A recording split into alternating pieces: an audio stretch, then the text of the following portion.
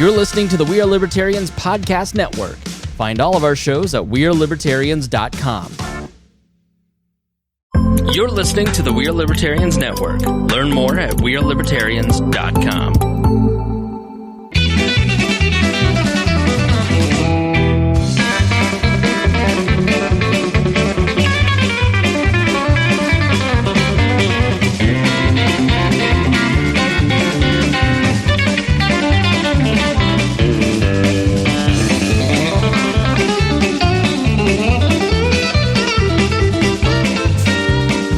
Welcome to the Boss Hog of Liberty podcast. This is episode number 291 of the Central Indiana's favorite podcast. I'm Jeremiah Morrell. Today we have executive video, audio producer, engineer, the guy that can start and stop the show at any moment, Mr. Zach Burcham. Or restart. Or restart in case we start telling stories that we didn't mean to show when we were doing on the air. And then we've got Bash Crider, one of our many staff attorneys. Bash and Sean both work for free, and we appreciate that very much. Bash thinks it's St. Patrick's Day. We're doing a St. Patrick's episode today, and we're wearing our green because it's March. Yeah, the calendar snuck up on us, but damn it, it's March. That's right. And you're drinking green beer. I sure am. Wearing a green shirt. Brought the Rolling Rocks. Yep. Little known fact: St. Patrick's Day is my birthday. Oh, Very nice. Turning 47. Turning 40. Flat. 40 flat. Big number. I'm starting the celebration tomorrow. I'm going to go on a cruise. I'm taking all of July to celebrate my birthday. That's a great idea. For 40. Attorney Crider, you have had two different holidays fall on your birthday. What was it? It's a yes or no. I won't go into any That is a details. no. It's a hard no. Whatever. All right.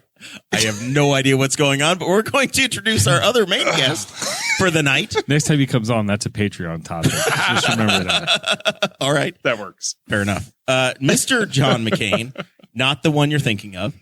Are you sure? This is the only one I think of.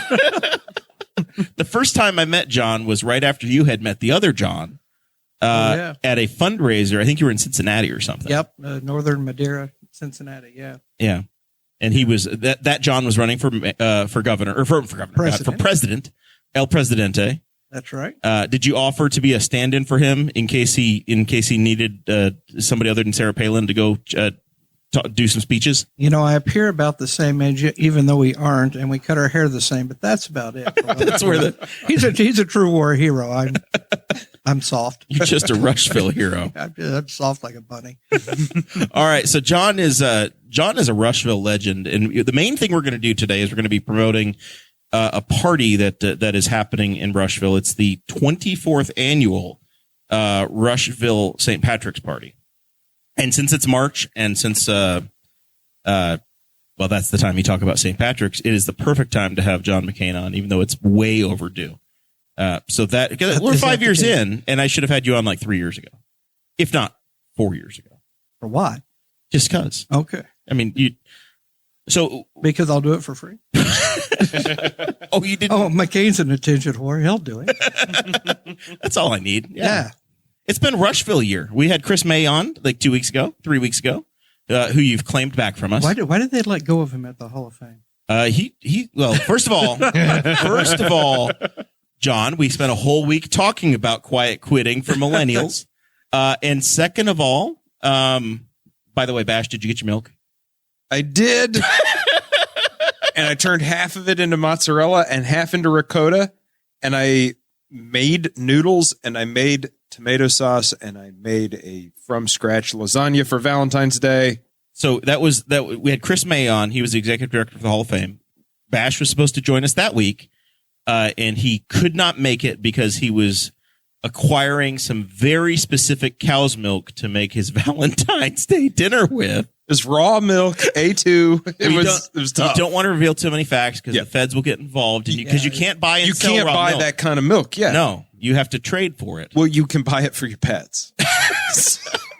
What a scofflaw. Oh, Yeah. so Yeah, I'm sure your significant other takes that. did not reveal that to Haley. Yeah, you're technically my pet tonight, but Happy Valentine's We Day. could have you and Dakota in here at the same time so you could go into the rabbit holes of human existence that you two have gone into. So it was the perfect excuse to get out of an episode of Boss Hog of Liberty. But anyway, that was the night that we were talking about millennials changing careers, getting out of it. So Chris made the decision that he no longer wanted to be executive director of the Hall of Fame and wanted to do something else. So he had nothing else lined up. And he took 8 months to himself, and making the rest of us that are in that 35 to 45 working stiff age that have no hope of retiring anytime soon very jealous. I don't think I could drink for 8 straight months. I'd like to try. Well, I actually spent half a day with Chris on Monday, and Yes. We were actually talking about your show. Does he still have a good opinion of it? You don't have to. If it's bad, just say you don't know. And Very we'll talk seldom after. did he cuss about it. So that was good. That was all good. Oh, good. So yeah, we're big fans of Chris. So it's been Rushville month. So John was we'll get into it down the road, but you guys are going to enjoy the conversation with John. We need to say thank you very much to the patrons that help get the show on the air each and every week. The reading of the patrons, Zach, who does that every week? $50 or more a month. Who are the people that help us get this done? That's Christy Avery, who is our, she's kind of the Indiana Libertarian house mom. I think she kind of takes care of everybody. She's also our official Norrex consultant. I don't have the page in front of me or have her address memorized on that, but check her. I think you can look her up on the Norrex page. Then we have Jonathan Phillips, who is an excellent car salesman and also car locator. Depending on if you're trying to find something that General Motors doesn't want to build you. And then we have He sent me on the field trip to Michigan this weekend. Yeah, you can hear more about that in the Patreon. And then we have Anthony Meyer, who I'm surprised he's not offering to bring you that truck down here because he's trucking stuff all over America. The last time we talked about trying to figure out where he's at, and the last time he was actually in a spot that we are very familiar with, he was on the east side of Seymour, I think, like where we would go through the Starve Hollow where there's a TA. Right? I was like, I've driven by there a bunch of times. Oh, that place burned down. It's brand new now. Yeah. So that's where he because he sent me his location in a chat. And I was like, oh, there it is. So John, you've been to every map dot in southern Indiana. Do you know the US 50 and 31 and I-65 travel America? Not off the top of my head. Oh. I'm not that versed. I'm sure I've seen it. But yeah, it burned to the ground and just came back. I've been through there multiple times avoiding the interstate traffic or the construction because I don't want to tow a camper down 70. So I'm very familiar with that intersection. So those are the three that take great care of us and help keep the lights on. And it's nice and warm in here because they help pay the bills. If you want to join and help support the show, you can go to patreon.com/BossHogOfLiberty and support us at any level at all. You pick. $5 or more a month is kind of suggested. If you go in there and say $1, we'll give you all the same stuff and you can be a part of it. But whatever you do, it helps out. So today we are joined by John McCane. Your background, best I can tell, you were elected at a very, very early age. I was 12. 12 years old, elected to be mayor of Rushville, Indiana. You served for 4 years. You got to do the full 4 years, even at when you got your driver's license. They said, "Okay, John, here's the key to the city, and you can go now. You can go off to college."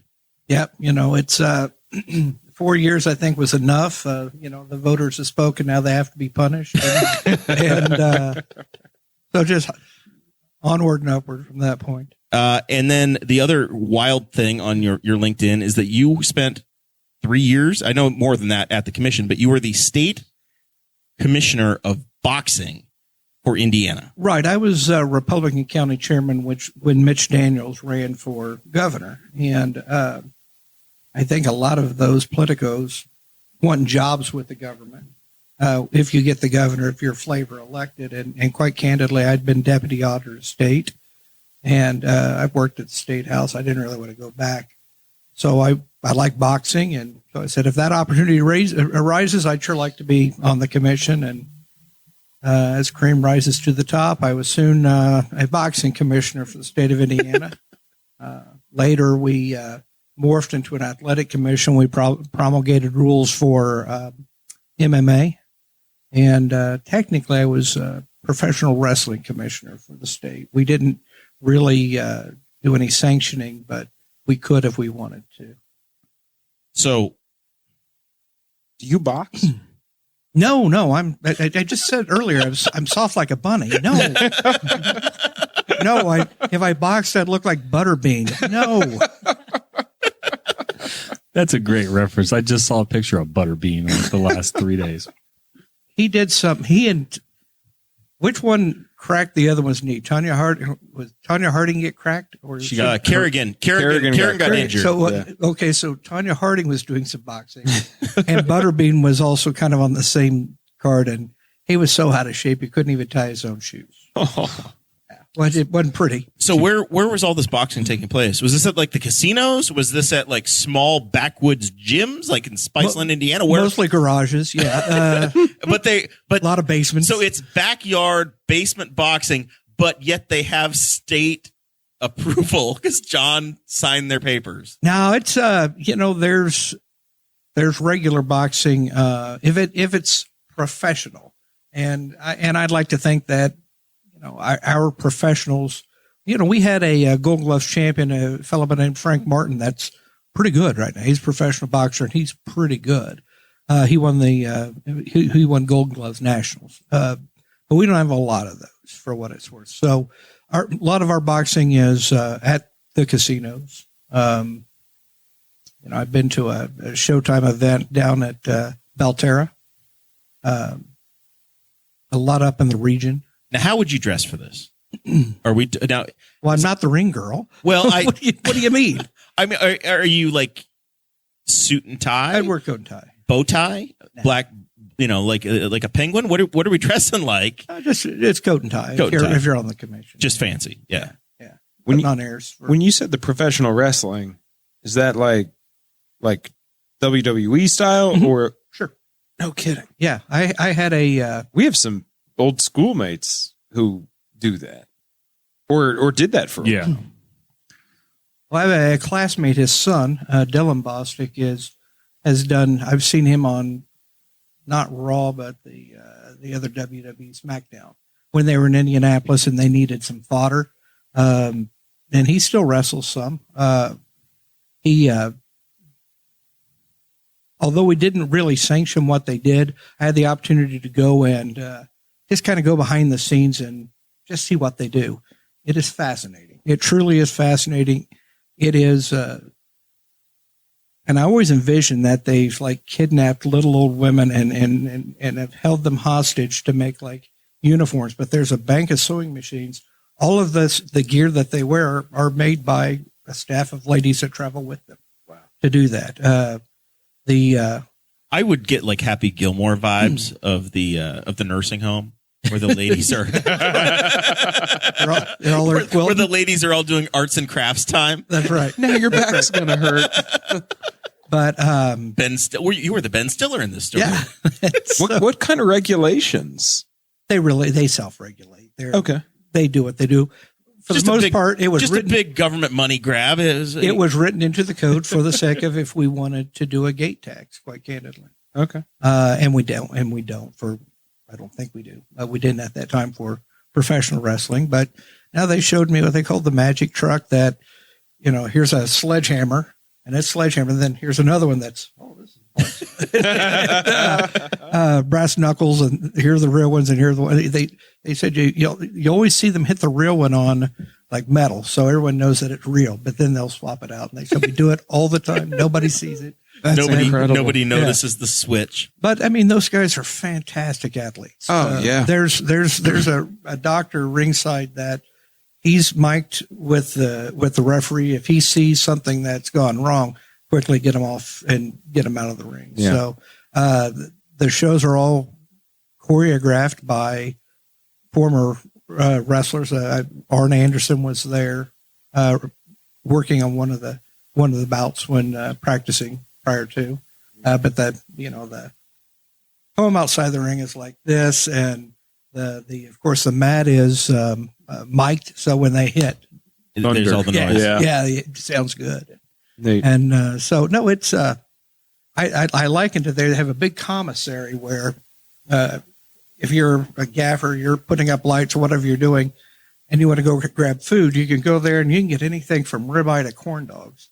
But you'll see the wrestlers all sitting there with each other. I always likened it to the old cartoon where the sheepdog and the wolf walk to work together, clocking at the tree, and then they fight each other all day and come back. But that's kind of what it appears like. So I had a really surreal conversation with the WWE vice president, a wrestler by the name of Mark Anthony, who had wrestled in Seymour, Jerry the King Lawler, and me all standing around this prop box talking about the merits of a gate tax. It was really weird.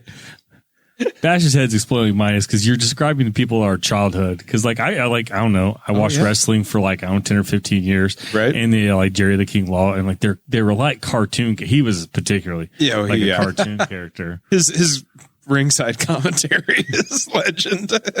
I know they talk about the steel chair. Everything's steel. So if you did buy a steel chair, those are real metal chairs. They just know how to hit somebody with them. Right. The tables, when you get thrown through a table, they think they buy them at Home Depot. They're just crappy tables that they get thrown through. So it was a fascinating thing to watch. And I'm sorry if somebody out there thinks it's all real and I am shattering somebody's dream. You have ruined Christmas, John McCain. I am never listening to this show ever again. Well, at least you brought Weller. All right, so you transitioned from ringmaster / politician into a wildly popular job and something that I think you've had much success in, and you are essentially the same role or very similar to what we have in Henry County. And Corey Murphy, who's been on the show many times, he's our Economic Development Corporation, I believe, director, I've CEO. Heard of him. And you are the executive director? Executive director. It sounds much more fancy. Not CEO, but yes, you are executive. Yes. Very important. But you have multiple things. The name of your group, I typed this twice today because I had to revise it. The Rush County Economic and Community Development. Are you a corporation? Yes. We're a 501c4. And, they went through a strategic planning shortly before I was hired on. What is it? Is today the 2nd? March the 2nd. Yesterday, I started my 11th year with this organization. And so before I even came in, they talked about dropping. Most of the organizations don't have the C for community. They're just economic development corporations. We decided in Rushville we really had to pay attention to that, and so we chose to keep it in. Very interesting. Not really, but no, but community development. I think that's good. Because it's. I will say that what we're going to talk about tonight is very much community focused, and I know that this is somewhat on your volunteer side, but it also dovetails into your role or what I've known you for in Rushville over the last decade. Yeah, as far as it goes, the world of economic development has changed so much. If you look at Newcastle, and I joked when I said I've heard of Corey Murphy, we're good friends. I was here yesterday for a regional meeting with him, but you look at the different. What'd they feed you? Nothing. My God! I brought my own coffee because I didn't think maybe they wouldn't have. It was at the Hall of Fame. I don't know if they had coffee, but it was from Jack's Donuts. Did they bring a donut? No. Very, very sad. Next episode, Corey Murphy, John McCain, steel chair match. That's right. This will be the table. I'll throw it to the table. Yep. Yeah, that'll be great. Did you come with Chris May? What's that? Was Chris May with you? No. Oh, okay. I know you said you spent some time with him. Like, it'd be funny if he walks in to the Hall of Fame. It's like, man, place has really gone downhill, or just makes a comment like, place is or awful. you got cold shouldered because you brought Chris May with you. No food for John. Yeah. Well, Everybody else is having temptations, but John gets nothing. And Chris is now the director of our Rush County Community Foundation, so he doesn't have time for my shenanigans. He's got a lot on his plate. So now Chris will do it. They should have brought you donuts at least. If they brought you Jack's, you would have thought they invite me. If you come to Rushville, you're going to get lunch or beers or something. Yeah. They just talk to you about Jack's. They're like, hey, we have this great donuts spreading across the country, totally local. Don't worry about them. They had this like traveler of coffee. That's how I knew it's from Jack's, but there was no donuts. Were you late to the meeting? No, I was like the second one there behind Corey. So Corey How many must have donuts eaten did all Corey the donuts. eat? Either Corey ate them all, or Penny dropped the ball there. I don't know who's in charge of that, but See, this is the cutting edge research that we really have people on for Boss Hog. We're getting to Controversy, we're getting to the bottom of some real I'd like to think in inadequacies. Rush County we take better care of our guests. I'm just saying. Everybody goes home with 3 pounds of Gettinger meats. It's literally Maple sausage, yes. if you don't count parking lot turns, there are no turns to get to Jack's Donuts from the Hall of Fame. It's on the same road. That's true. And we even have Mancino's down the road, and they're good. Well, and you got Lee's Chicken there, and they've got great chicken livers. Often, if I'm at a meeting in Muncie, I'll stop by for Lee's livers because they're easy to eat on the way home. People vastly. Wait a minute. Which one of your cars do you drive to eat Topping the livers. filters on the way home? Whatever happens. It would have been 16. I lost a car here in Newcastle. I was sitting at a stoplight north of town at the Shell when they tried to put a maze through town. I don't know what that construction was all about. But I know exactly what you're talking about. We all know that 30 and 38 yeah, mess. but that young lady who works at the hospital decided she wanted to park in my back seat and totaled my car. And so, the fancy new car that I said I have, it's a couple years old now. But did I say 16? Actually, I meant 21. I was going to say, this is very recently. This construction you're describing, we're all very familiar and very tired of it, and it made no sense. And yeah, they turned that I never saw intersection. anybody working. No, I will not stand for this slander of the Indiana construction industry. I think at one I saw point, just piles of rebar sitting around, but I assumed somebody had a in and somebody was getting greased up on that. I think at some point somebody just came through and just moved the barrels on their own and got a little trouble. Because No one would be there to move them Yeah, back. Yeah. It's like the same crew that's always working outside at Greenfield. Yeah. Knightstown's kind of that way. They've been working on downtown Knightstown for about 5 years now. All right. Before we cause the host of the Let us show know to the have a next time small you're coming. stroke, Next time you're coming to town, let us know. And we'll try to make sure that there's appropriate refreshments. I appreciate that. That's very kind of you. probably the time to tell the community that orange barrels are coming to the north side of Newcastle on State Road 3 this summer, just north of L&K Farms. And they're shutting down 103 next week. As long as they don't take our 2,000 feet. bridge away. I mean, the last time they did that, it only took 6 years. So, and that was 2 years ago. So good. Oh, you live 2 blocks. Do we know from here. these people? You live 2 blocks from here. You'll be fine. All right, John. So let's talk about. I assume the commissioner of INDOT listens to your show on a regular basis just for helpful tips. Many of the contractors do. 7 viewers just dropped down to 6. So yeah, I think we talked to one of them. We've had, you never know. You never know who's listening. You'll be surprised. So, and honestly, yes, there's 7 people watching. Like, well, 5 now. God dang it, Joe! It was. Nope, we're back. We are a podcast first, guys. We're really more for that.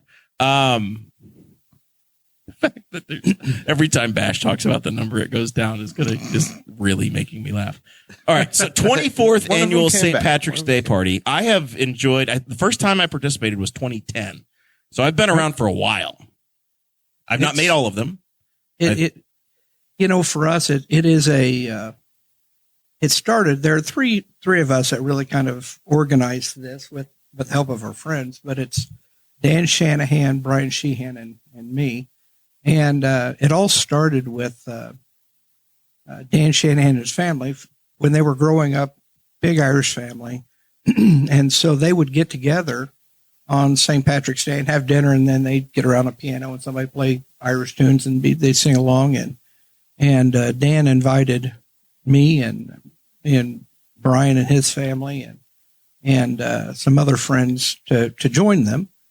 We had helped them move a piano into the KSC, so I felt like he owed it, I guess. And so, for what it's worth, we had such a good time. And as Sheehan and I will likely do more than we should, we just kind of took over and said, well, we should grow this. And the next year, there were 50 people, friends, and then the next year In the Knights of Columbus. at the Knights of Columbus, they've been our host for all 24 years. So, very soon we were selling it was free. Then we decided we'll sell some tickets to start raising a little money that we'll donate to charity. And then it became so popular. The tickets were $5. So we raised the tickets to 10, and we sold even more tickets. Because now it's a real event. Yeah, and we had to literally tell people they couldn't come to the door if they didn't pre-buy a ticket. And we're not that popular nowadays, but we're still, you'll have several hundred people that will come throughout the day, come in and out of the KC. And so, through the years, again, I think we're well over $200,000 that we've raised, and every penny goes back to local charities. So kind of a big deal. You guys are supporting which charity? You need water or anything? You good? I've got water. I've got this glass of stuff too. So we're all good. All right. Thank you. We've not lost a patient yet. If you don't go choking out on me and crap, and dying on the air. Wouldn't that be a show though? My goodness. We would go from 5 to 6 watching the live stream in no time, but you we'd go from 4 to 3 in here. A local podcast guy dies while he's talking. He would feel really bad at first and for a couple of weeks, and after that, there'd be a glimmer in his eye, and we talked about the content that was created that day. What would happen is that I would save the video to my phone, and then like 3 days later, because I don't know how to do this myself, Google would be like, "We made a GIF." And it'd be John falling over, face plant, and then a microphone. Yes, and then I would treasure that. Yeah, well, sure. Why wouldn't you? I'd be offended if you didn't. Well, just try to hang on for the duration of the show. All right, I'll do the. So very tell best me more about the charitable work you've been doing by drinking. Through the. And that's what it is. It's we celebrate our ancestry, our heritage, and at the same time we raise money. Have a lot of fun doing it. Each year we'll pick different charities that'll go to. There are a few that might be lingering. We do year after year after year. One of which is the Riverside Park Amphitheater. We've donated that since the very first show they did. We paid for that series because it was new and they didn't have time to really go out and get sponsors and things like that. And for what it's worth, that's a really cool event. If you haven't been to one, you should come over. The shows are all free, and the libertarians and you will appreciate the fact that those shows run without a penny of taxpayer dollars. Yep. They're all privately funded. Now the venue is owned by the city, so they maintain and mow it and things like that. But the shows are all privately funded, and so we've helped with that from the start. This year, for example, the Elks is bringing in the traveling Vietnam memorial wall, and so we're going to donate some money to that. Trying to think here.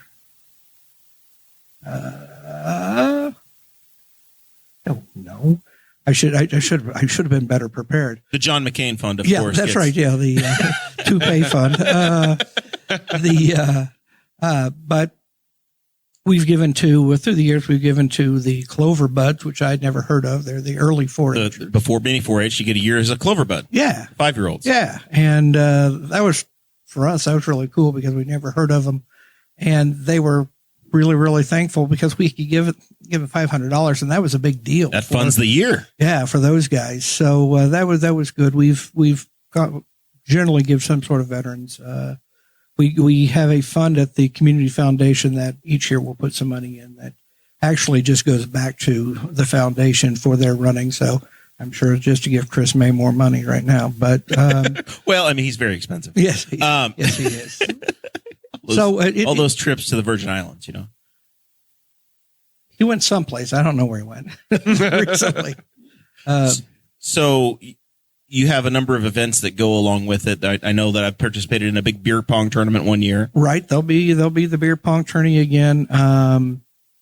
That'll be after the parade. It's kind of our kickoff. It starts at 4 p.m. Line up at the Main Street Christian Church, and it's going to be right now. The weather looks chilly. Hell, who knows? It may be 75 by that Saturday, and our event is the 11th. It's not on St. Patrick's Day. We always do ours, even if St. Patrick's Day falls on Saturday. We do ours on the Saturday prior to because, if we're going to get bagpipers in Rushville, You've got They're to going to make early. a lot more money in Indianapolis going to 15 different gigs than just coming to ours. So, How many bagpipers? So as you're planning something like this, because I know you're a big part of the planning, what kind of Rolodex of bagpipers are there? How many are there to choose from? If it goes horribly wrong with the bagpipers one year, are there backup bagpipers, or does everybody share one set? Because they've got to be very busy. Our pipers come out of, I think, the Columbus area, and that's Sheehan. Sheehan controls the pipers. Rick Strong of Newcastle, local surgeon. Is a piper? He's a piper. He's a good one. Who does he play with? Or is he just wandered down the street? Plays alone by himself. I don't think he does that. Sometimes publicly. you just find him on Race Street. Just out there Wandering aimlessly with marching his pipe. around, you know. Yeah, and I always thought that bagpipes a little goes a long way. It's almost like a cat's getting its tail rocked over. It's fun for a little bit, but after a while, okay, we've had enough. You can go now. At the Indy 500, it's great when the Gordon Pipers come by. Absolutely, they're and you're sitting in the stands, and they come from a ways away. They're playing their song. They go by, and it's spectacular. But it would pretty well ruin the race if they played the whole damn time in front of you. Yeah. Absolutely. So for us, we've always done it that Saturday prior, and it also, by keeping it on a Saturday, it allows friends and family that aren't here to come in, and they don't have to try to get back to work the next day after being a little overserved. So this St. Patrick's Party. This event has been very well attended, right, over the years. The current governor, has been featured. Yes, he was our grand marshal. One of my favorite pictures is the three organizers and Governor Holcomb in the parade. And last year, Congressman Pence, Greg Pence, was in the parade, and it was the coldest day in March. Truly was. And I don't know though he'll be back this year just because of that. He stopped by last week and we chatted about it. So, but yeah, we'll get we'll have a busload of kids from the Soldier and Sailors Home Hicka. They're great. But yeah, people, mostly family, friends, anybody can participate. So if you have a wild desire to be in a St. Patrick's Day parade, you're welcome to show up, and if you don't have anything to do, we'll find something for you to do. And if you don't have a T-shirt, John will sell you a commemorative T-shirt. We have T-shirts, $15, very, very reasonably priced. Tickets for the party, again, are $10. And during COVID, we said if you don't get a ticket first, it'll cost you $15 at the door. And then we didn't even do that because we sold pretty good tickets. But, that was a tough year. We still got our sponsors, and we did sell several tickets, not very many T-shirts. But do you still have a trunk of T-shirts from 2020 that are? No, we gave them out to everyone. We truly did. Here, you graduated from high school. Here's a T-shirt. Your T-shirts are spectacular. So every year you guys come up with a theme, right? And this year it's very Notre Dame. I hear that. Now the back of the shirt says "Drink like a champion." And that's a little Notre Dame-ish. And without getting too close and getting in trouble, remember it's all for charity, Notre Dame, and the Pope that's watching, I'm sure. That's how our first parade started. Actually, we the Catholic in our group, I'm the orange in the flag, I'm the Protestant, and but after Mass, we all just kind of took over the street and marched down to the KSC Hall, which is 2 or 3 blocks away. And that's how our parade started. So we normally have the priest that will bless our event right after the parade, before we start doing whatever we do. Occasionally we've had a priest that will give dispensation for the day. If somebody's, for example, has given up meat or beer or whatever it might happen to be. So that's happened. I've heard St. Patrick's Day is falling on a Friday. It's Friday. So there has been some special action taken in areas to allow meat to be eaten on St. Patrick's Day. And generally that will happen. Yeah. The archdiocese will You can eat meat, and God, No, God it's will, fine. God will understand. He's good with it. So you just have to make it up another day or something to that effect. What's important to remember is that what happens in Rushville stays in Rushville. Yeah, well, gosh, I hope. And for many years, and sadly we don't have the fellow retired, but we actually paid handsomely to have we called it the paddy wagon. It was a bus that would pick you up at home and bring you to the party and take you home at the end of the night, because we want everyone to have fun, have all the fun you want, but be safe with what you do. We might have to connect you guys with the Slick Pickle here in town. They've got I don't know that I'm old enough to hear this conversation. What are you talking about? Well, the Slick Pickle has been a sponsor of the Boss Hog that's our local party for many bus. years, and it's our local party bus. We have a party bus in Newcastle? Once again, I do appreciate Bash for listening to all 291 episodes of the show. As I was just here to plug the Slick Pickle. Of course, I remember all those episodes about it. We have a party bus? Yes, we did. Yes, and they helped sponsor our Canada series the last several years. Since the inception of the program. We would pay the basic to have them there for those many hours. Yeah. And then they would make all the tips. But you'd make sure people get home safely. Yeah. Yeah. And that's, have fun. There's no need to be unsafe. Yeah. That's always the first call I make on Sunday is to the sheriff. Yeah, any of our people that no, it's always good when we hear no. And it's nice when you go to clean up the next day and see all the cars that are still parked there, because people use good judgment. How late do the festivities go for you? I've heard tale of John McCane being spotted in the overnight diner.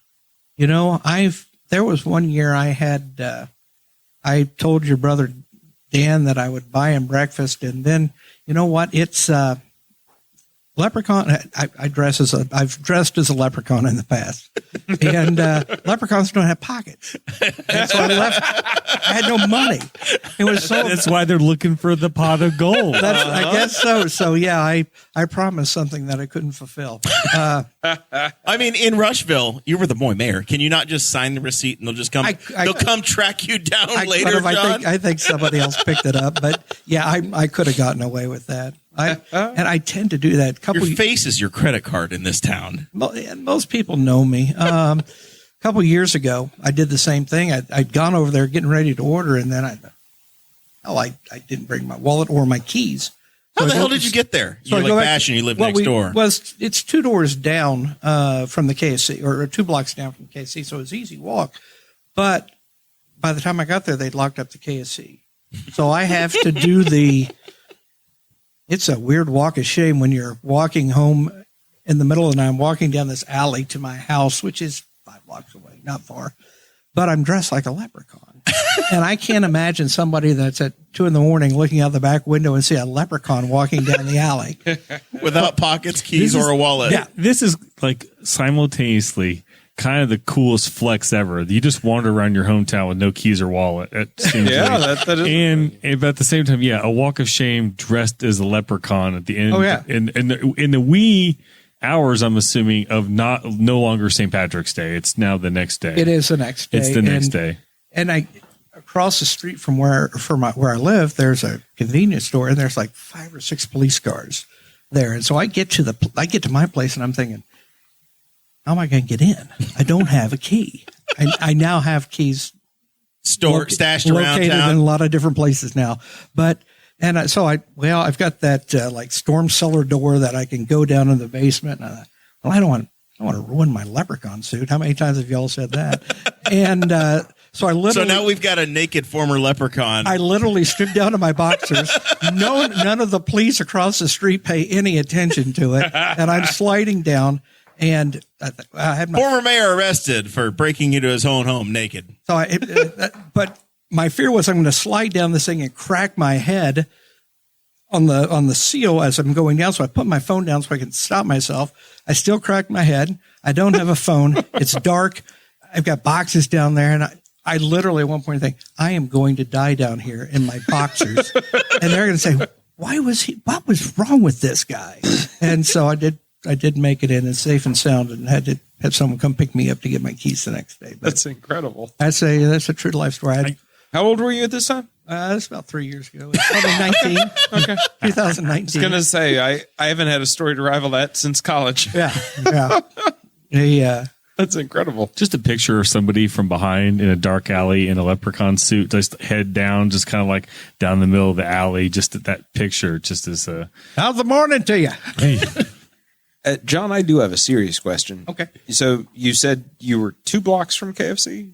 The restaurant, the corner restaurant, is 2 blocks from the case. Okay. My brother used to work at a KFC. It was his first job. KFC. Knights of Columbus. Rushville, So they Indiana. didn't cook livers? When we had one, they did, but we haven't had one. It's now a Mexican restaurant, and they don't cook livers.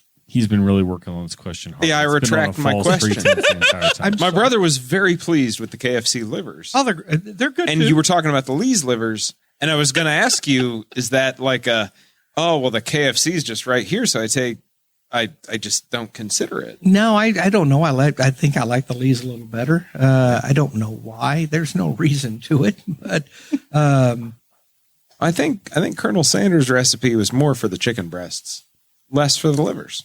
Colonel Sanders was all about the breasts. Yeah. I personally have a no filter, so no gizzard, no. I don't eat any of those organs. Really? Yeah, No organs? no, Yeah. no. Because here's my deep dark secret. You just hate flavor. Here's my deep dark secret.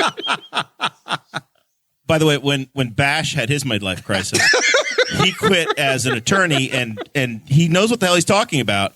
He barbecued for 2 years, and now he's back into the now he's JD Bash again. Professional barbecue. Professional. You did The get paid steel for it. chair of barbecue.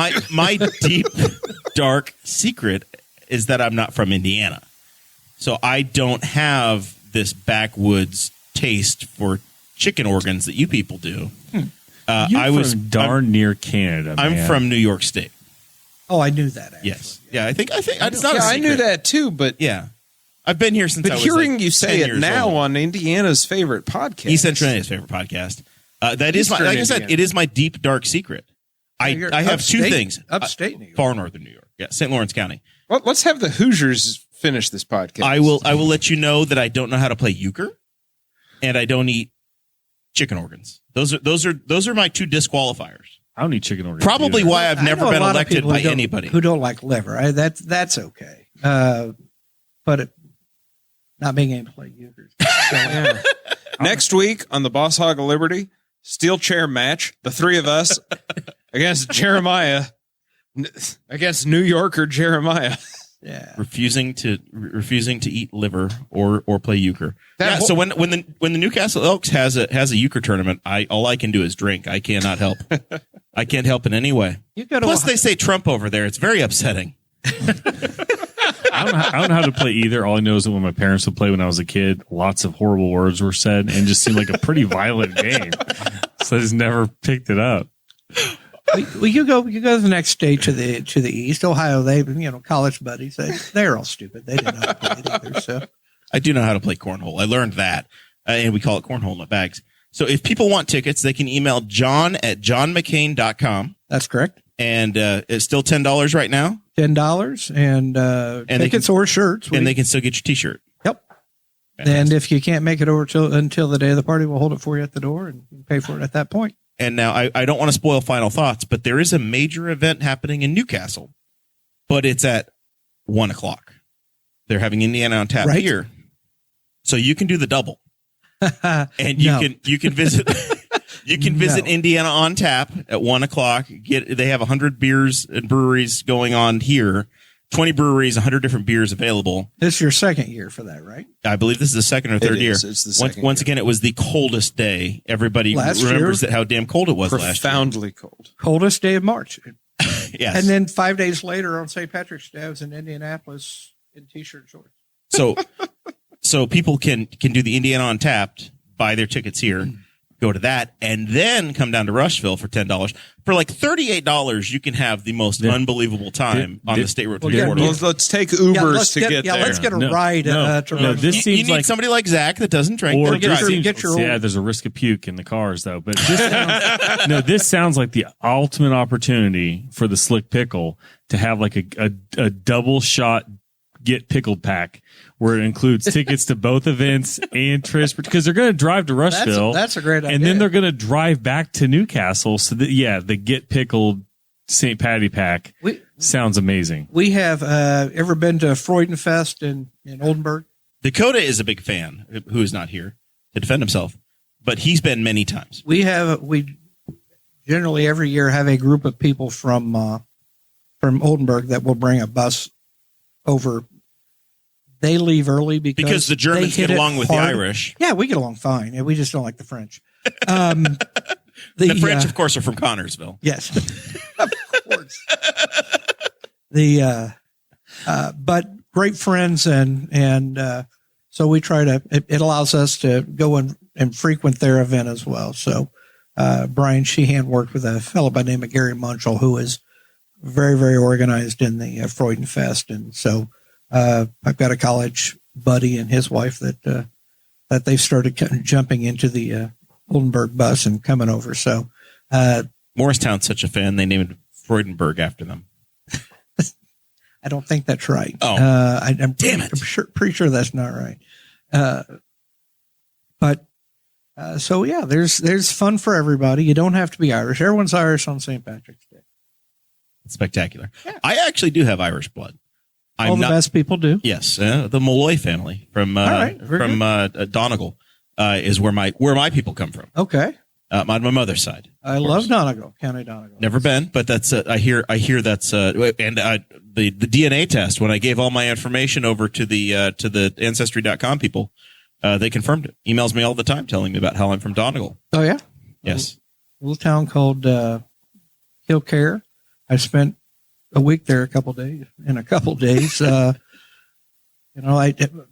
a bar, I think it's called John Joe's that, when I went in, they had live music and I go there and the live music is American old country. Johnny Cash was playing when I walked in the door. Dakota's going to be so damn sorry he's not here. And, but the pubs close down like midnight unless you don't want to leave. And then they just lock the doors and turn the lights down and you stay till as long as I was there with a bunch of Brits who were on a golfing trip till like 4 a.m. And, but you can always find a cab to get you home, which is nice especially at 4 a.m. But on a normal Saturday night in Rushville, how easy is it to find a cab? I don't think we have a cab anymore. So for the folks that are listening that don't know about Rushville, they don't know about Newcastle. But tell people about what Rushville is, this will be a transition into the Stellar community situation as well. But tell us how big Rushville is, what it's known for, and then how this Stellar designation happened. Okay, Rushville is the county seat of Rush County. We're directly south of Henry County, Newcastle, right along Highway 3. We are the largest city in the county, and its claim to fame, in the early days with horse racing. Right, where the amphitheater is, we discussed. That's exactly right. And but Wendell Wilkie, 1940 candidate for president, married a gal from Rush County. He was from Elwood, Indiana originally. And I didn't know he was a Klansman. I don't think he was. It's a little late for that. That would have been the 20s. That's where, for those that are listening from out of state, that joke's for everybody that grew up in Newcastle in the 90s when we had all the KKK rallies here, because they all came from Elwood. I guess I didn't know that. Oh, yeah. In the 90s, there were a couple of days you could not get to the studio because the roads were shut down. They were having, all the people from Elwood came over here and had rallies downtown. I did not know that. Well, you're educated. But I've derailed your story, please. No, that's why we call conversation hurdles. It's all right. So he was actually a very prosperous New York attorney, and when he wanted to run, he wanted to give himself kind of that Midwestern homespun. So his national campaign headquarters was based in Rushville, Indiana. So couldn't even imagine as a former county chairman how exciting that had to have been. There's a lot of New Yorkers claiming East Central Indiana.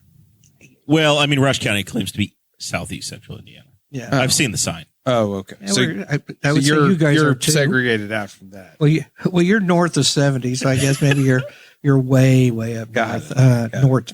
But also Tony Stewart, although from Columbus, Indiana, The Rushville Rocket. the Rushville Rocket. He lived in Rushville with some folks who were also involved in midget racing, and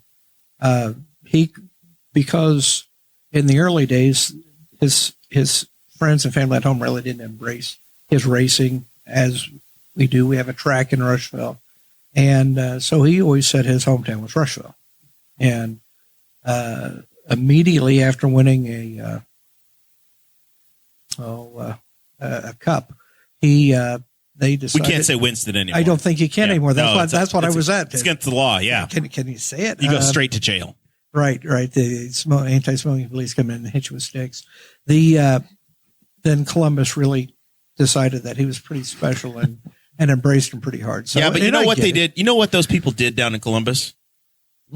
They took his sign and they moved it down about 8 inches when they elected Mike Pence to be vice president.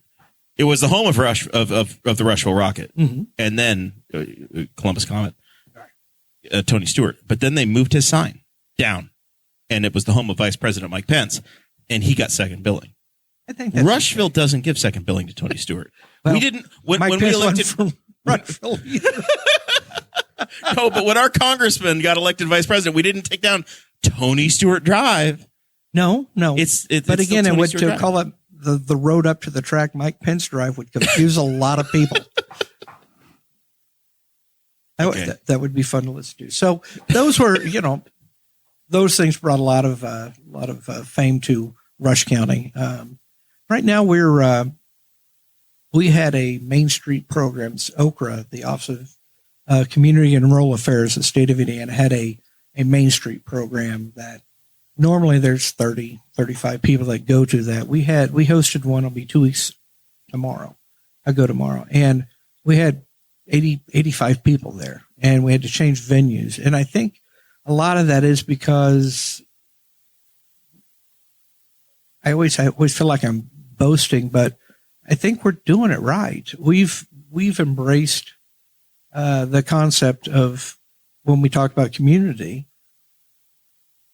we want people moving to Rush County. Millennials, my father rented a house a block and a half from the factory he worked at and walked to work for 40 years. And millennials just don't do that. They move to where they want to be, and then they figure out where the jobs are. I'm talking to a college buddy of mine that is down in Austin. We were talking about St. Patrick's shirts, actually. He wants a shirt. And he said, "Can you get it to me by the 29th?" I said, "What's the 29th?" He said, "Well, I'm going to live in Columbia for 2 months." A country? Yes. And then are you dealing cocaine? And he said, no. So that was good. But that's the world that young people live in nowadays. And I don't get it. I'm like 110. I can't get my arms around it. But kids go where they want to be. Families are going where they want to be. Let's face it, big cities were not the best place to be during the last 2 years. Still, downtown Indianapolis is still kind of sketchy. I would have walked anywhere at 3 a.m. by myself. Dressed any way you please. 3 years ago. And I probably wouldn't walk 3 blocks by myself right now just because it is a little scary still. And so for us, we're seeing a lot of people that are moving out our way. It's a great thing. And so we've got some new housing developments, as you know, the Joe Peacock, I don't know if you know the name Joe Peacock, but built the apartments in Spiceland. Yes. Beautiful. And getting ready to start his second phase of those and another 24 units. And so Rushville, that had a history of 50 years of population decline, I think it was 18, we actually grew this many. And we were pretty excited about it. And it's not very sexy to grow 8 people or whatever number it was, but you didn't lose 50. And so that for us is a big deal. And how do we grow the community, and the quality of place is important. And we've had a concert series. So the concert series has been essentially once a month. There's a very big free. Rushville does something that I wish Newcastle could embrace as well. But you do town festivals and town parties where everybody shows up. Yeah, it feels like if you think of the movie Groundhog Day, and you look at the last scenes in Groundhog Day where the whole town gets together and has a party, Rushville does that. Rushville figured that out. That's the way I describe it every time. When we're talking about Rushville St. Patrick's Party, or even now Wenda Wilkie Days in September that you have, and which is always your final big concert of the year. Right. But essentially once a month, there's a big party in downtown Rushville. Yeah, we have a lot of fun. That's one of the things that I think,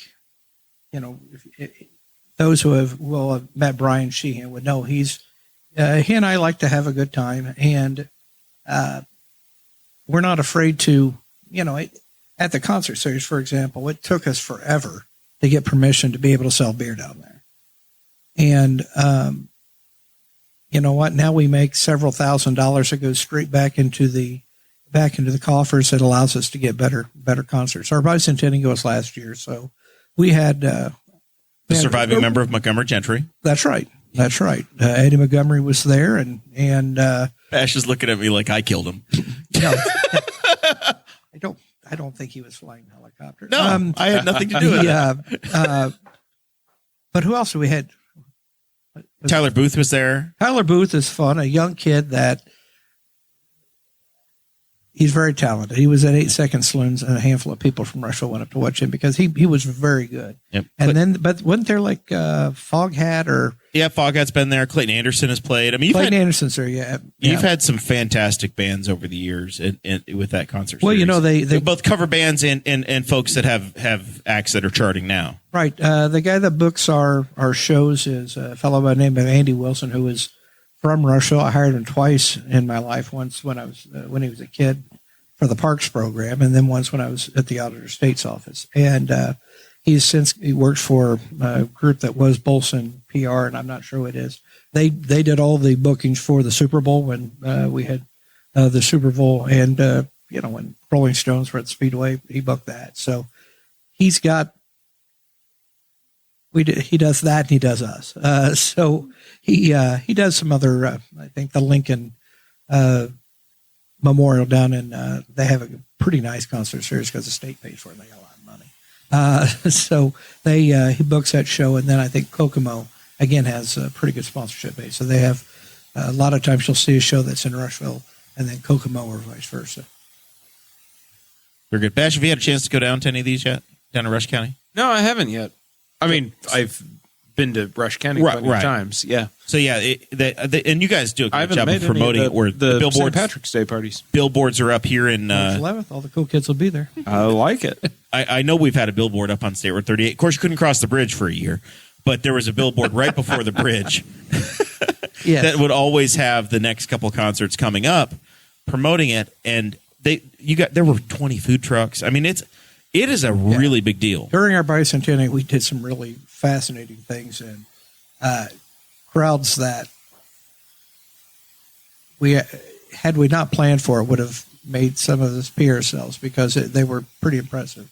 But the food trucks, I don't get enamored by a food truck. I just don't. But they bring a lot of people in, and so I guess we figured there was probably 5,000, 6,000, 7,000 people for that final show. It's really Eddie impressive. Montgomery, yeah. And so yeah, we've done it long enough that we're okay at doing it.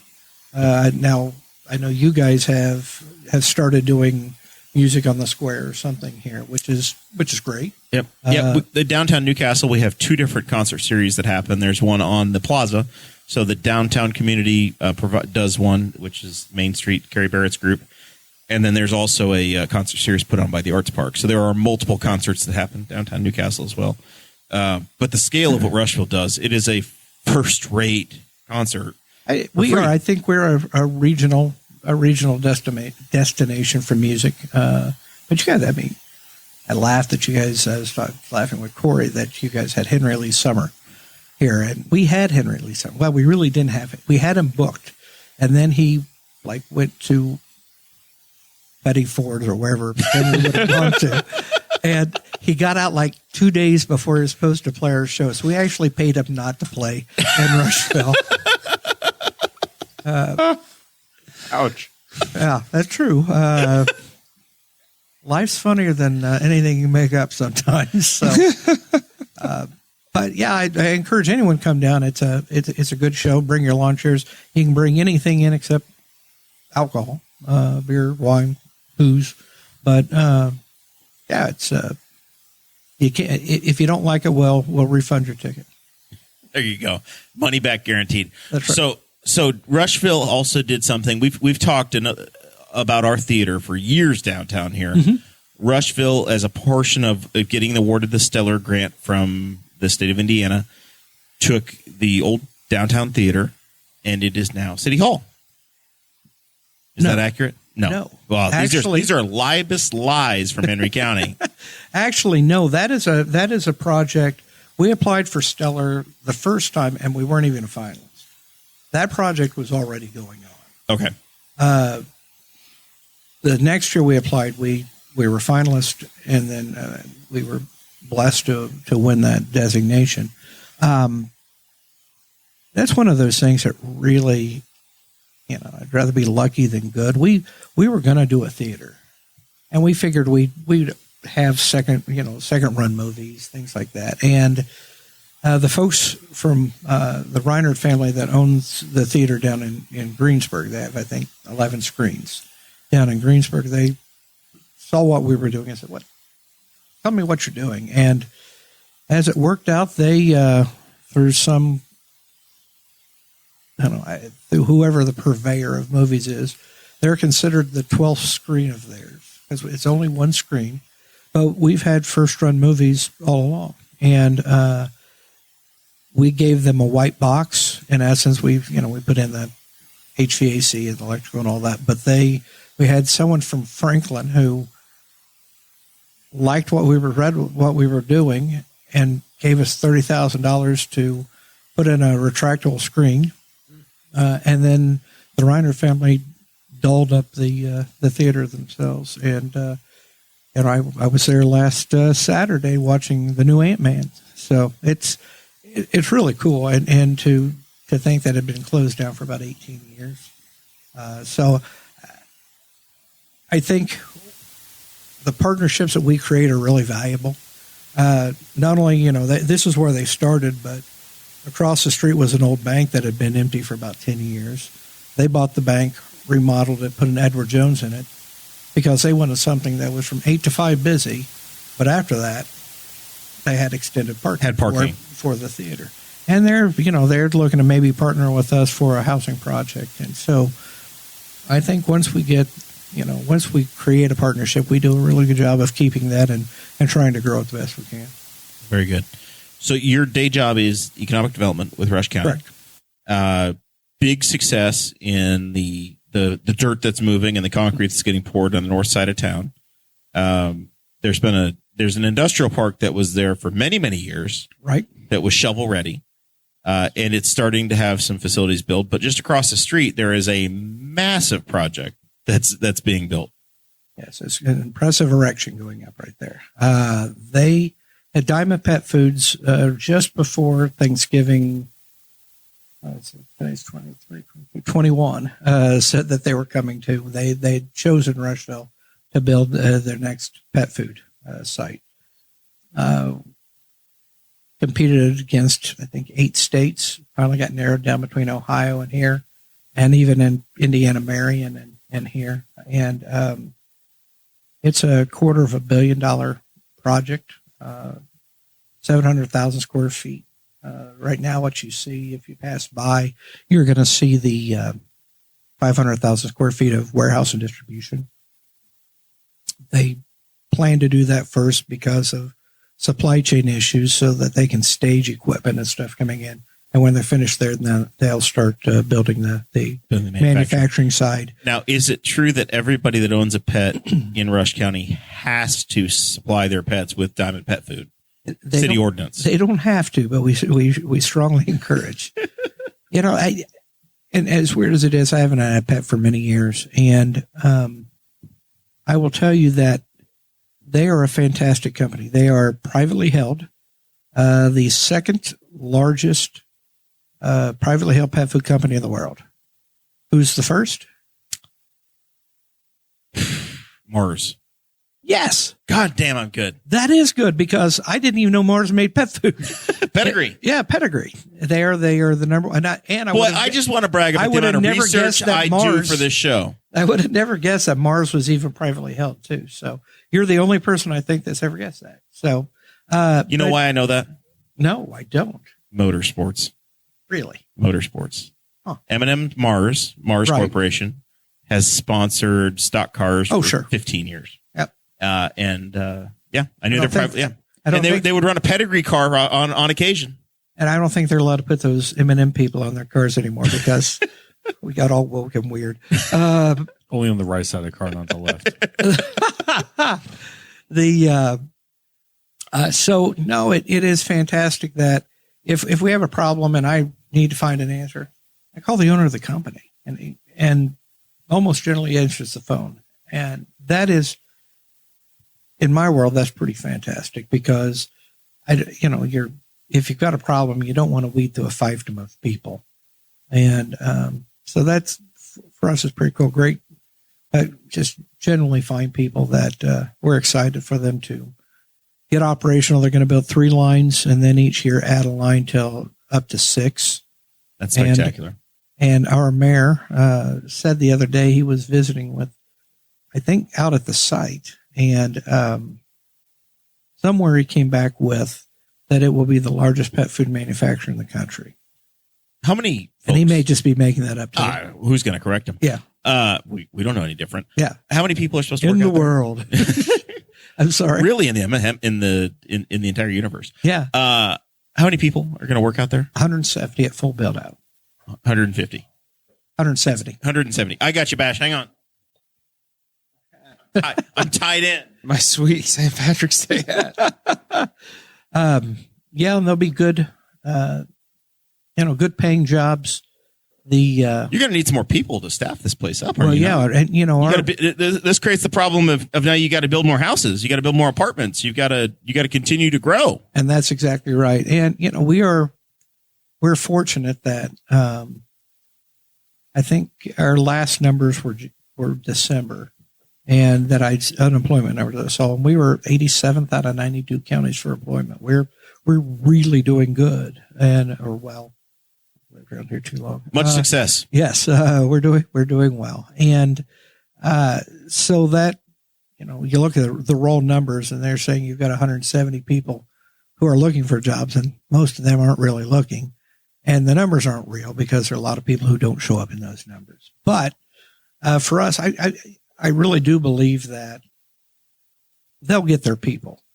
Our greatest fear is that they'll cannibalize some of the other industry in Rush County. Yeah. But a facility like that's going to just like if CanPack came to Muncie, right? Henry County people are going to go work at CanPack, at Draper. Folks from Richmond go there. I mean, these are all regional facilities where people drive 25, 30, 40 miles for a great job. Henry County is Henry and Fayette are the 2 largest sending 2 counties for Rush County. A lot of people from Intat. I think probably you have, is it Grady? Yep, Grady Foundry here. You got the foundry here that a lot of those people maybe step up and move to Intat. I believe City Councilman Mike Guffey works down there. I can't confirm or deny that. I'm not sure if at one point I can confirm whether he's still there or not. I don't know, but at one point he was. But Intat's a great company and they pay really well. But if you can make about the same price and the same wage and not be in an inferno in June, July, and August, and be in some place that's very clean, and it's going to have an impact, I think, on all of our industry. So, the Economic Development Corporation, I had an assistant that took a different job, and we had 2 or 3 that were younger people that were right out of college. We didn't offer benefits. The salary was good, but, those guys were always looking for something better. And so in the last one, chose to go elsewhere. I went 12, 14 months without any help because we didn't want to hire somebody we wanted to hire somebody that had workforce development experience. And as it turns out, the gal locally that had worked for Eastern Indiana Works, Work One, whatever you want to call them, ran into her at a restaurant and said, "Hey, would you be interested in this?" And I'd asked her before, but we weren't offering benefits, and that was important to her. So went to school with her. She's a year up behind me in school, and so we added a little money, added benefits, and so she took the job. And that's for us. She's mostly dedicated to workforce and how do we scale up people, and how do we work with our industries to make sure that that they're going to get the people that they need. So I don't know that it's ultimately our job, but if we're going to be a real partner, that's what we got to do. That's what ends up happening. Yeah, do your best. And is there talk about some major road changes in Rushville as well down the line? We've been, Mayor York and Mayor Pavey, and he's gone through. This will be the third mayor in Greensburg. But we've been talking about the fact that there needs to be improvements to Indiana 3, and a 4-lane connector between 70 and 74 would be, I think, an economic boon for the region because Rush County is not served by an interstate. You don't have a 4-lane road in the community at this point. We do. The very corner of the county, it's the St. Paul exit at 74. Okay. It's probably the primest real estate. Let me rephrase. Is there an exit in Rush County for an interstate, or is it just outside? Yeah, I think it's in Shelby County. But you But drive you can out see it. You drive out of Rushville and hit the exit. All right. Rush County and hit it. So it is the only place where we do hit an interstate. But for the sake of, you could get from Greensburg to the Great Lakes on a 4-lane road if you connect that 32 miles. Yep. And the terrain is pretty flat and easy to do. So we've been trying for a long time to encourage NDOT. My God, I feel like I've done nothing but beat the shit out of NDOT on the show. And they're great friends. But we've been working with NDOT, and of course, they plan many years in advance. And so as a region, we're part of the East Central Indiana Regional. That's not true. Eastern Indiana Regional Planning Commission. And so as that region, planning region, is trying to get some love, they've been having some meetings. One was here, one was in Rush County, with our federal and state legislators to try to start pushing some support for this. I've had conversations with Newcastle City Councilman Jerry Walden. He said it's been very good conversation. Yeah, and it's very participatory. He says that Congressman Pence has been very supportive of it as well. So from the Newcastle side, we're excited. I personally always like building roads, but a 4-lane road particularly with the Honda assembly plant, with TS Tech being up here. I'm losing my my celebratory hat here. TS Tech down to the Greensburg assembly plant. There's a lot of daily trucking that happens that could benefit from a 4-lane road. Well, and it's not just TS Tech. When Honda ended up in Maryville, Ohio, you had all of these ancillary industry suppliers that built up around it. So when Honda built in Greensburg, everyone anticipated all these other ancillary businesses. I'm sorry, you're really struggling. I'm giving up. I'm giving up the dream of being St. Patrick here. They did those. The folks in Maryville opened up their capacity, so they didn't have to build any new industry around as far as suppliers. So we got a lot of trucks that are, 7 years ago, it's like 180 trucks a day that come through Rushville on the way down to Honda, just to Honda. And, the Diamond facility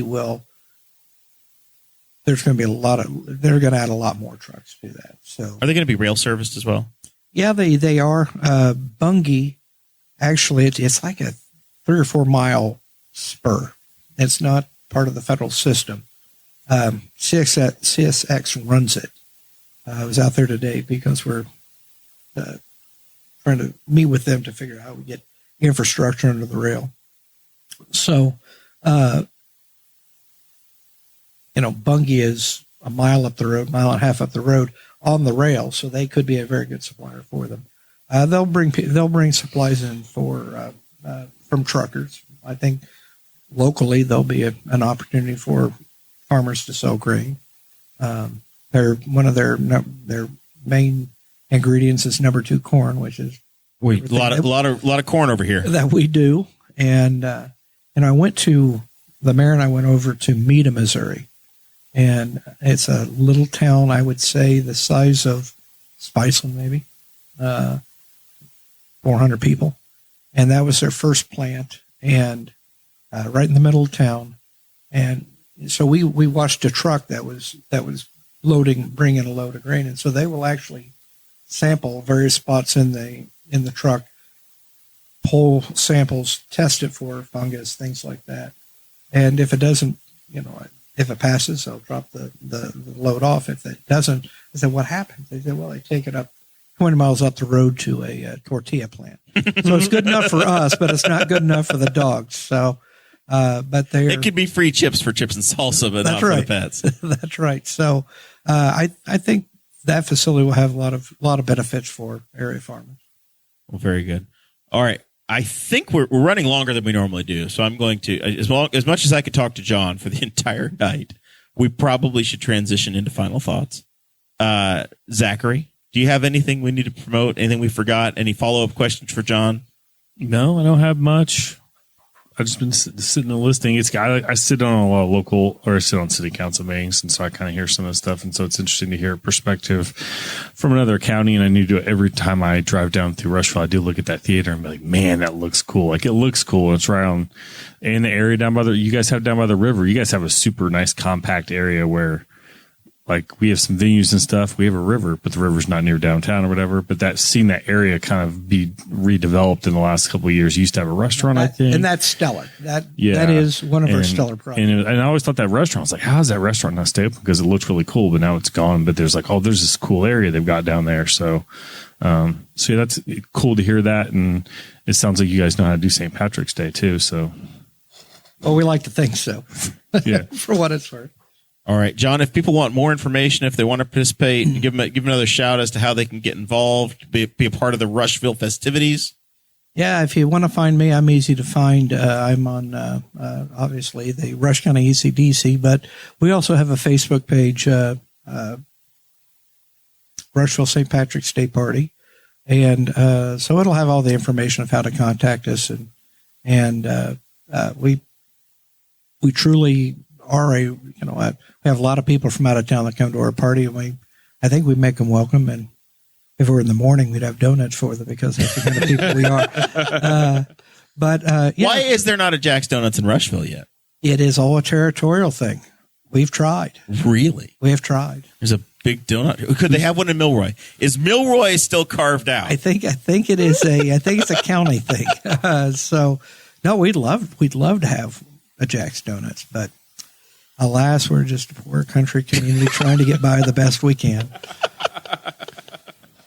So anyway, reach out to us. We'll do everything we can to get you tickets, shirts, or just welcome you to come to the parade. We'd love to have you. That's awesome. It is. I think I've attended at least 3 times over the years, and it is always a great time. And John promises spectacular weather this year. It should be 74 and partly cloudy. Yes. In Rushville, if you drink enough. Yes. If you drink enough, it'll be just fine. Bash, you got anything you've forgotten you wanted to cover? I've been going to the Press coffee shop in the old Courier Times building. Absolutely wonderful place. It's a great local business. Nice to have downtown Newcastle. Yeah. Sarah and I have been many times as well. A lot of times we'll go on a Saturday. Uh-huh. We're heading to a game at the YMCA. We go in, you sleep in too late, you stop in, you get a cup of coffee. Yep. And it's a great day. Absolutely wonderful. I don't know if I just thought of that, probably because I go there. This is a downtown guy. I work hard not to go there every day. Like it's a struggle sometimes. When you live just footsteps, I live and work footsteps away. Yeah. One of my paralegal goes there for her lunches. I often go there for my lunch. You're the ultimate millennial I living think the that's downtown the life. lifestyle you're supposed to live. I think you're just living out what you're supposed to be. You're a young professional living in a small town. You live and work next door. I'm a 21-year-old in spirit. I'm just running to the coffee shop. You walk down to your podcast. Yeah, exactly. And across the road to the coffee shop for the free Whiffy. Just a downtown fella. You're in a band. The last time I was there, as I was running into everyone I know, because they just... It's Newcastle. Yeah. Yeah, it's Newcastle. Ducam swung by, showed me the warehouse that is getting converted into the pub in the near future. And to touch base on the last time that I was on, it was really exciting. I'd love to see a pub there too. Newcastle's has done a lot with their downtown. It's gotten much, much better. I can't think of the name, but the Italian restaurant's very good. Primo down here. We are just days away from the Blue River Tap House opening up. And where's that? It's going to be right across the street over here on Broad Street. Okay. And they're supposed to be at the Newcastle on Tap as well, down at the Arts Park. So, well, the Indiana on Tap folk, Justin and those guys do a really nice job. I think this year was our third or fourth year doing that, and yeah, they're great. They do. What I love about them is they do the event, and we don't really have to do it. right. So that's great. Well, they put on a great Indiana Untapped here last year, and it really was. I mean, it was shockingly cold, but I mean, they were prepared for it. Mm-hmm. There were plenty of vendors. There were plenty of heat machines. There were a couple of tents. Like it was surprisingly survivable for being like sub 5 or something. Oh, we bonkers. Our first one was just the opposite. It was like in July, and we did it down the amphitheater, and I think 4 people died of heat. It was miserable. Considering that you grew your population by 8, it's a miracle, John. It's oppressively hot. So they're just ready for anything. Yeah, apparently. Yeah. Well, very good. It's been our pleasure to have you here. Well, thank you. It's an honor for me to come over and hang out with you. Hopefully we didn't entirely waste your evening. No, it's fine. I always like talking about our community and certainly our party. That's awesome. Well, Rush County is my third home. I guess if I'm originally from Indiana, I'm a Henry County guy, but my folks, my sister, they all live over in Posey Township in I guess it'd be northwestern Rush County. Yep. Western or northwestern Rush County. Western, yeah. Y'all don't build roads that go east and west there, so it's very confusing. US 52 is at a bit of an angle. Yeah. It's right. It's quite confusing. So you lived in Rush County before you lived over here, didn't you? In between, yes. I did about 4 years in Rush County. Yeah. I grew up in Henry, spent my college years. Everybody moves to Rushville for college. I moved to Rush County for my college years. And then as I was graduating Indiana Wesleyan, I moved back to Henry County.